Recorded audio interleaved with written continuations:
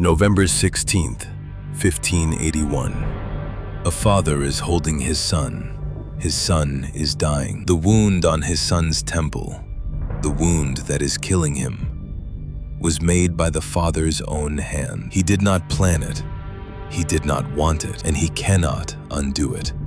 He sits on the floor of the palace, holding the boy he has just destroyed, screaming for doctors, screaming for priests, screaming for God, and none of it matters. The blow has been struck. The man holding his dying son is the most powerful ruler on earth. He has crushed every enemy, every rival, every threat, and he could not stop himself from destroying the one person he actually loved. His name was Ivan the Terrible, and what separates him from every other tyrant in history is that he knew exactly what he had done, and he had to keep living anyway.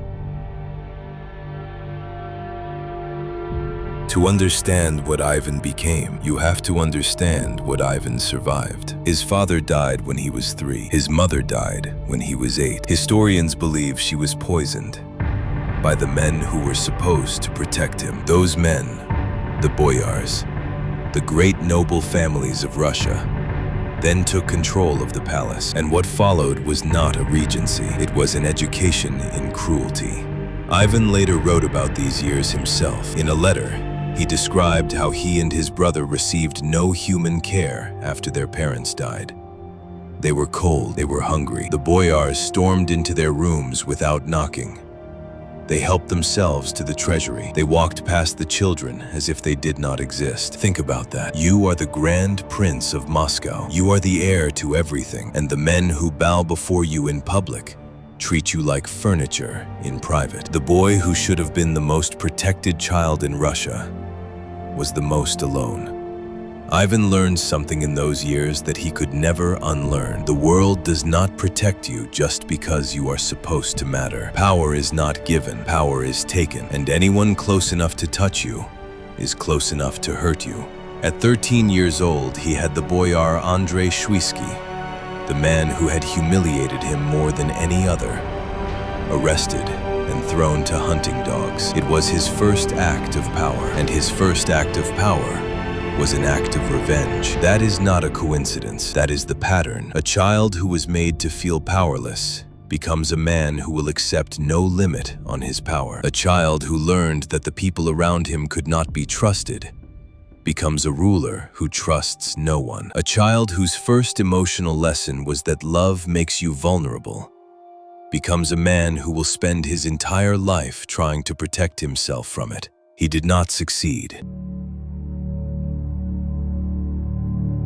In 1547, Ivan was crowned Tsar of all the Russias. He was 16 years old, and something unexpected happened. He was good at it. He reformed the legal system. The Sudebnik of 1550, a law code that replaced the chaos of boyar justice with something resembling fairness. He built Russia's first standing army, the Streltsy, trained, paid, and loyal to the state rather than to individual noble families. He conquered Kazan, a Tatar Khanate that had threatened Russia for over a century. He brought it to its knees in 1552. The same man who had grown up cold and ignored in a palace full of men who did not care if he lived was now building an empire. How? Her name was Anastasia. Anastasia Romanovna was his first wife, and she was the only person who could reach him. Contemporary accounts describe her as gentle, pious, and quietly powerful. Not politically, but in the way some people have the ability to make the most dangerous person in the room feel safe enough to be human. She saw through the paranoia to the boy underneath it, and that boy, the 8-year-old who had watched his mother die in a palace full of people who did not care, loved her completely. With Anastasia beside him, Ivan could govern. Ivan could reason. Ivan could occasionally be kind. For 13 years, the wound was held closed by one person's presence. In 1560, Anastasia died. Ivan was inconsolable. And then something shifted, something that would never shift back. He became convinced the Boyars had poisoned her. Modern forensic tests on her remains have found mercury levels many times above what is normal. She may have been poisoned. She may have been treated with mercury-based medicines of the era. We cannot say for certain. Ivan was certain. and certainty in a man who already believed the world was full of enemies was the most dangerous thing he could possibly feel. Because Anastasia had not just been his wife, she had been his proof that the world was not entirely hostile, that one person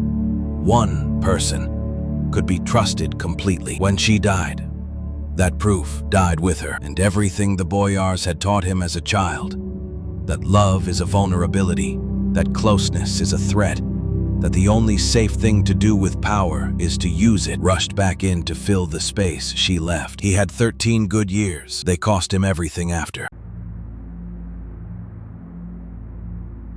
What happened next was not grief. Grief breaks you inward. What happened to Ivan broke outward. In 1564, 4 years after Anastasia's death, Ivan left Moscow. He sent letters to the church, to the boyars, to the common people, accusing the nobility of treason, of sabotage, of plotting against him. Then he waited. A delegation came to beg him to return. He agreed, on one condition. He would create a separate domain, a state within the state, under his direct and total control. No laws, no council, no limits, just Ivan and absolute power. He called it the Oprichnina, and to enforce it, he created a force unlike anything Russia had seen. The Oprichniki. They dressed in black robes, like monks, like men of God.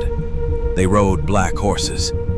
Attached to their saddles, a carved dog's head to sniff out treason, and a broom to sweep enemies away. They were Ivan's paranoia given human form. They answered to no law.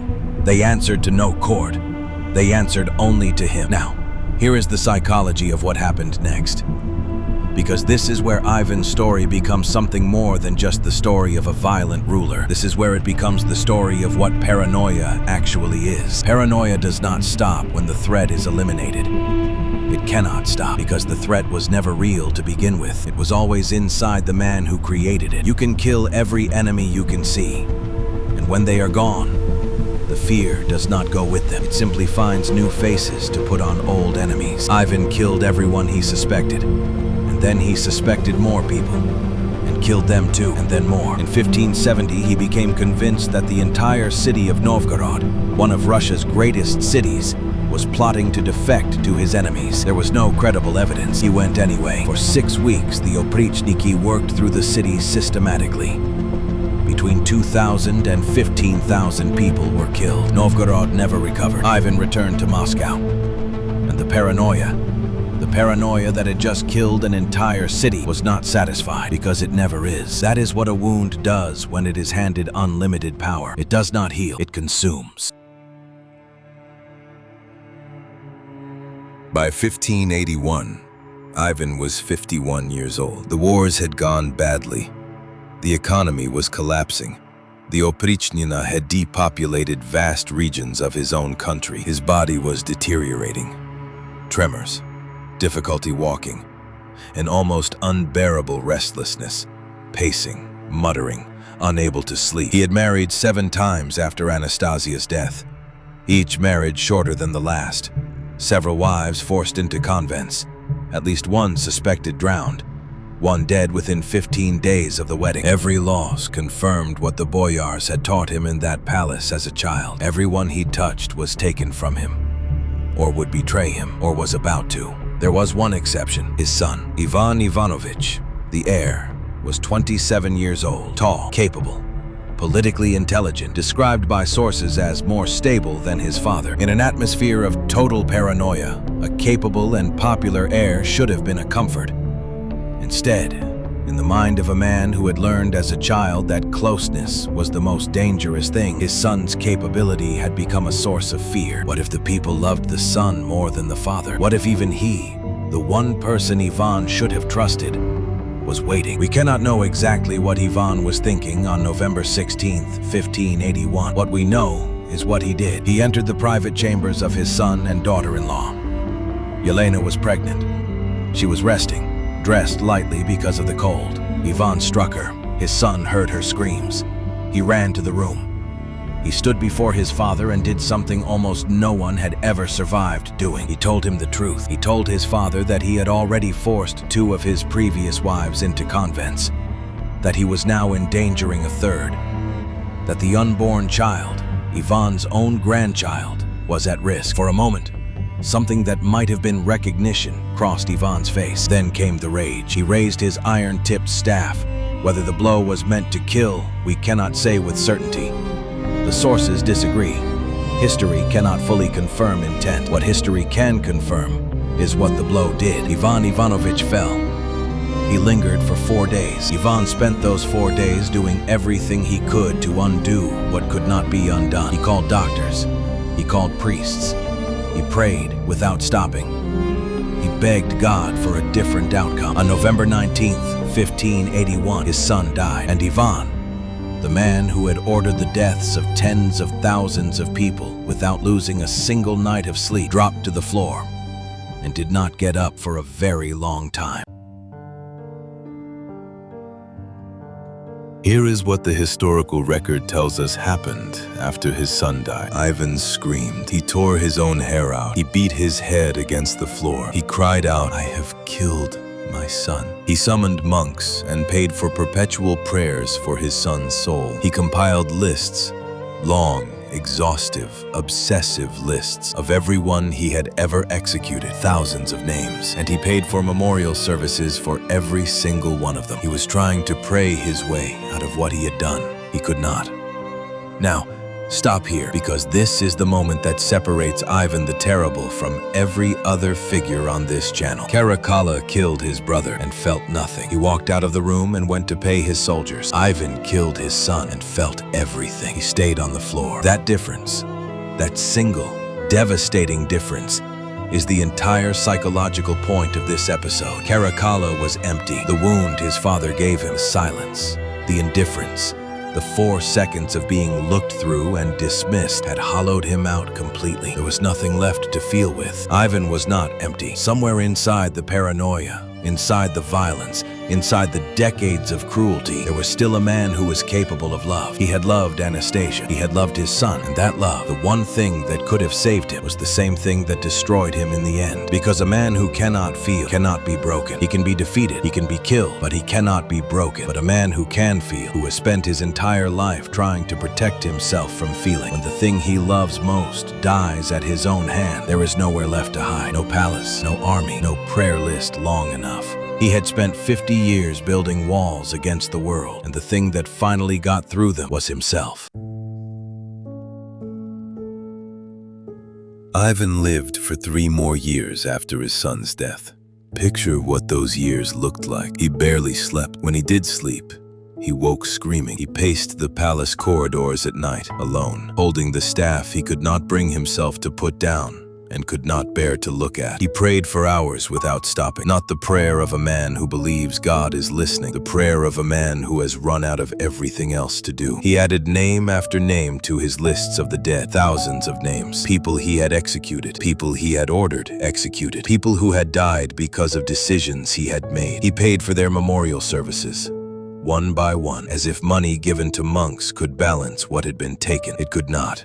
But he kept paying, because the alternative was sitting alone with the silence. This was the most powerful man in the largest country on earth, and he spent his final years counting his dead and praying in corridors at night and trying to sleep without seeing his son's face. His remaining heir, Fyodor, was pious and gentle and completely unsuited to rule. Ivan knew it. He had destroyed the dynasty he had spent his entire life building with his own hands in one moment of uncontrolled rage. In his final years, he reportedly considered remarrying. He sent envoys to England to inquire about a noblewoman named Lady Mary Hastings. He was still trying to produce a capable heir, as if another child could replace the one he had taken. On March 18th, 1584, Ivan sat down to play chess with a courtier. Mid-game, he collapsed. He was dead within minutes. The man who had terrorized an entire civilization, who had built Russia's first army, its first law code, its first national assembly, who had also massacred a city,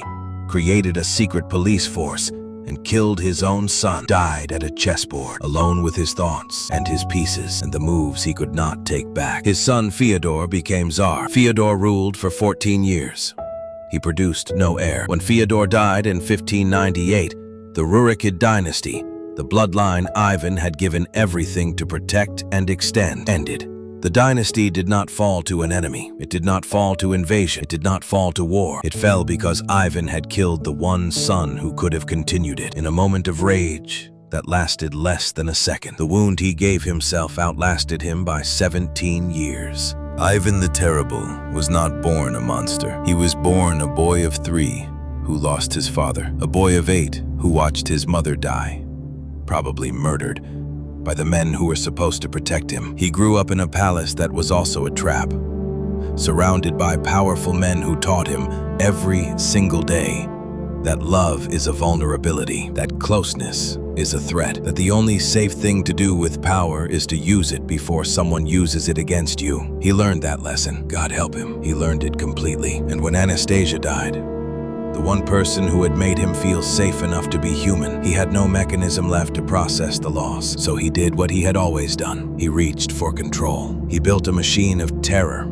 and called it governance. He executed shadows and called it security. He destroyed an entire city and called it justice. And then one day, in a private room, his son stood before him and did something nobody had ever done. He told him the truth, and something in Ivan, the paranoid, the violent, the terrified, heard it and could not bear it. The staff was already in his hand. It was always in his hand. He had been carrying it since he was 8 years old. He just never knew whose temple he would eventually turn it toward. This is what happens when a wound is handed a throne instead of healing. The wound does not stay still. It moves, it grows, and eventually, always, it finds the thing you love most. This is EmpireGraveyard. Every empire falls. The only question is, what was broken long before the walls came down? Every emperor on this channel carried a wound. The next one didn't lose control for a single second. He planned everything perfectly, and it still destroyed him. If you want to know what breaks an empire from the inside, subscribe. We're just getting started. And tell me below, who do you think was more broken, Ivan or the system that made him? The comments are going to be interesting.